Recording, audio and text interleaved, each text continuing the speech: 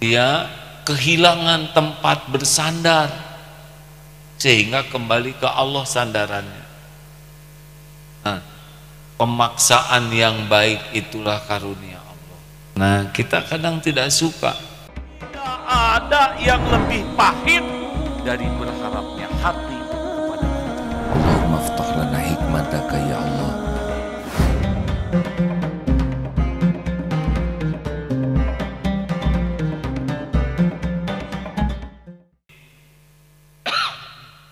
Kalau ada kaki patah, nah itu digips. Nah, itu pemaksaan tuh, si kaki itu dipaksa, tapi dipaksa supaya sembuh, tulangnya supaya nyambung.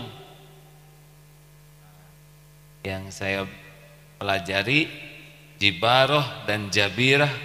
Jabirah keduanya akar kata yang sama, jabar yaitu orang yang posisinya patah atau retak dibalut oleh gips, dipaksakan, dipaksa untuk nyambung.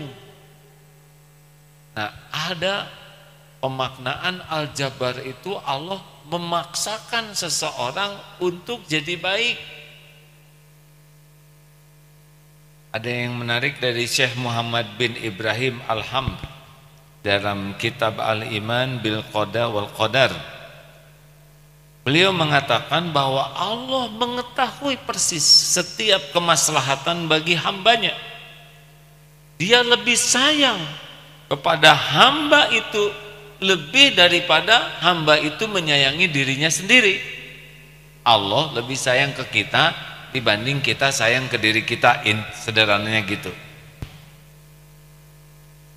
Maka apabila datang takdir dari Allah kepada hambanya, sesuatu yang tidak disukai oleh hamba itu atau sesuatu yang mereka benci, padahal hal itu sebenarnya baik dalam ilmu Allah daripada tidak datang kepahitan itu. Jadi karena Allah tahu apa yang bekal menyelamatkan kita, Allah paksakan ada kejadian yang kita tidak suka. Kita benci terhadap kejadian itu, tapi kejadian itulah yang menyelamatkan. Bisa dipahami ya, Deden? Seperti orang punya tabungan banyak dan merasa tabungan inilah yang menyelamatkan dirinya, membuat dirinya aman, membuat dirinya merasa terjaga, membuat dirinya merasa mulia. Oleh Allah bikin saja bangkrut, ditipu habis. Ini tidak disukai. Tapi ketika habisnya harta itu, dia kehilangan tempat bersandar sehingga kembali ke Allah sandarannya. Nah, pemaksaan yang baik itulah karunia Allah. Nah, kita kadang tidak suka. Wa asa an takrahu syai'a wa huwa khairul lakum wa asa an tuhibbu syai'a wa huwa syarrul lakum wallahu ya'lamu wa antum la ta'lamun. Boleh jadi engkau tidak suka padahal baik menurut Allah bagimu, boleh jadi engkau menyukai padahal buruk menurut Allah, dan Allah Maha tahu kalian tidak tahu. Al-Baqarah 216. Jadi jangan suudon, karena Allah tuh ingin sekali kita selamat. Allah ingin kita menjadi ahli sorga, karena asalnya juga kita penduduk sorga, ya. Adam Hawa itu kakek nenek kita. Tapi dalam hidup ini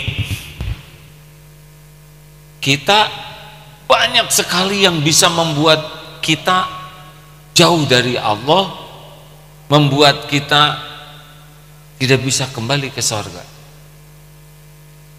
Allah berikan perintah-perintahnya, kita tidak patuhi. Allah beri larangan-larangannya, malah kita tabrak. Tapi Allah sayang kepada kita. Allah dengar doa orang tua yang ingin kita selamat. Allah juga tahu persis tangisan anak-anak kita yang ingin kita selamat, tapi kita tidak jaga diri. Itu mudah bagi Allah. Kalau kita gara-gara pangkat sombong, jatuhkan dari pangkat. Otot kawat, balung besi, leher beton, tapi bikin ujub, bunyi. Maaf ya.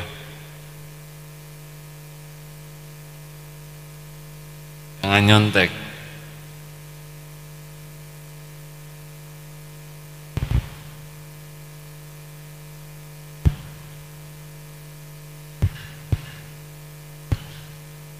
Alarm waktunya makan sesuatu. Ya Allah juga yang menyembuhkan, hanya ikhtiar saja. Tadi saya bicara apa?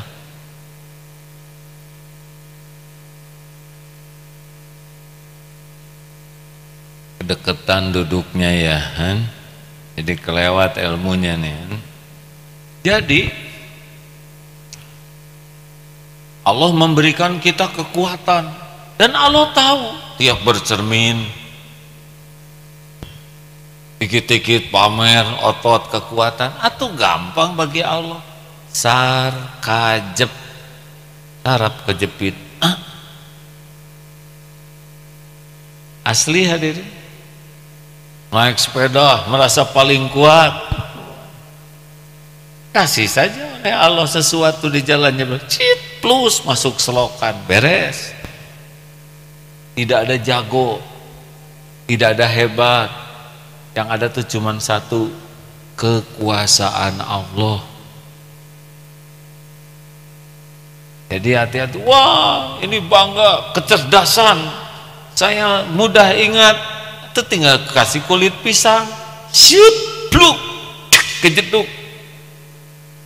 Kamu siapa? Lah, saya kan istrimu. Ah, yang benar. Ayo, berapa banyak yang diambil memori? Ini ada seorang tentara jumpa di masjid. Kalau tidak salah kolonel pangkatnya atau letnan kolonel, pakai penyangga leher. Diajak ngobrol, Bapak bagaimana? Ya, saya prajurit latihan dalam dan luar negeri. Saya sempat jadi komandan. Tiba-tiba tangan saya tidak bisa diangkat. Sesudah diperiksa, ternyata saya kena virus. Hormat tidak bisa, lambat laun melangkah tidak bisa, berdiri tidak bisa, bahkan leher tegak pun tidak bisa. Keluar air matanya. Ini pertolongan Allah. Selama ini saya lupa kepada Allah. Saya merasa terlatih, merasa gagah, merasa berkuasa. Oleh virus saja saya begini. Innalillahi wa inna ilaihi rajiun. Allahumma ighfir lahu warhamhu wa'afi wa'fu. Beliau wafat. Tapi saya tidak bisa lupa bagaimana beliau berada di masjid itu. Beliau mengatakan, kalau tidak dengan penyakit ini, saya benar-benar melupakan Allah. Coba itu. Mungkin orang melihatnya ini kena petaka. Berapa hebat beliau dibanding kita, kan? Kita diberi sehat, lupa ke Allah.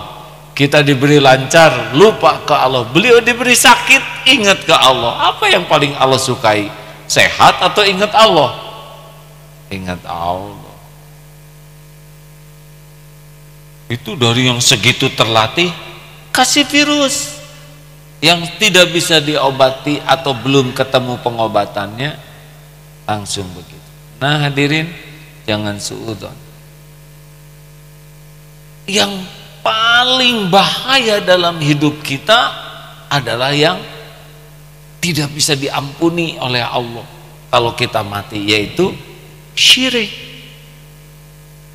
Dan kalau Allah mau menyelamatkan hambanya, diberi jalan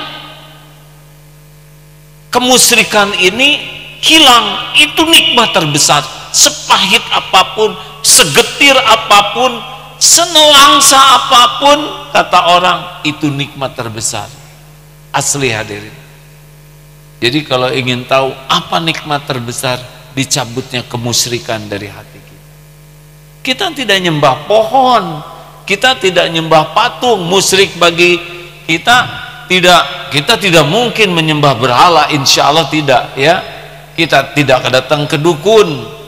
Tapi syirik kita adalah hati kita nih dipenuhi oleh selain Allah, yang kita terus ingat kepada Dia, kita selalu ingin dekat dengannya, kita takut jauh darinya, kita merasa mulia bersamanya, kita mau berkorban apapun untuknya. Itu terus. Siapa nyaknya ini? Kalau ini Allah sah, tapi kalau nyaknya ini harta, benda, pujian orang, penilaian orang, itu Tuhan tuh. Kekaguman orang, suami, istri, anak, penampilan, bisa jadi Tuhan tuh. Kita ke masjid, kita sholat, apa kita bebas dari musyrik? Belum tentu. Orang mujahid aja yang meninggal di medan perang tidak jadi ke surganya. Kadzabta, Allah berfirman, dusta kamu. Kenapa? Karena ternyata dia berperang sampai mati terbunuh, hatinya dipenuhi oleh keinginan, dikagumi oleh orang sebagai pemberani. Ada yang belajar agama dan dakwah tidak ke surga, padahal dalilnya lengkap, padahal dakwahnya gigih. Kenapa? Kadzabta, dusta kamu. Karena Allah tahu hatinya lebih suka disebut ulama, kiai, ustadz, mubalig.